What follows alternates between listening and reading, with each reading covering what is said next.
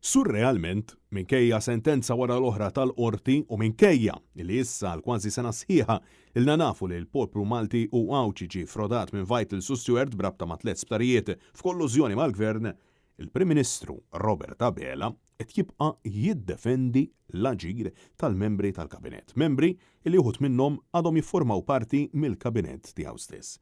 It-tnejn filgħodu Net News staqsa lil mexxej Laburista min se jkun qed jerfa' responsabilità ta' dan kollu wara żewġ sentenzi tal-qorti fejn ġie dikjarat iswed fuq l-abjad il l-kuntratti bejn Vitals Global Healthcare, sussegwentament Stewart Healthcare, u l-Gvern ġew nulli.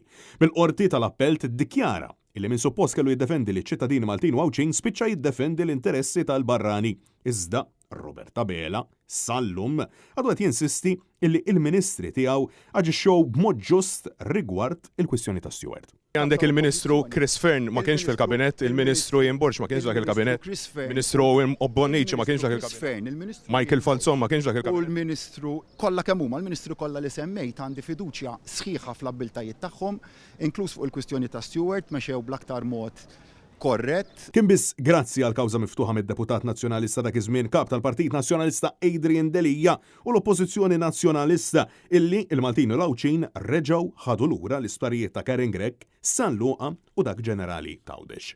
U l-Ministri preżenti dak iż-żmien kienu ħadmu qatih kontra il-kawża miftuħa mill-istess Adrian Delija tant illi votaw kemm il-darba favur l-eks deputat mexxej Laburista u eks-Ministru għas-Saħħa Konrad Mizzi bil-Gvern immexxi minn Robert Abela nnifsu jibqa' safrar tal-2023 jiddefendi l-interessi ta' Stewart Healthcare.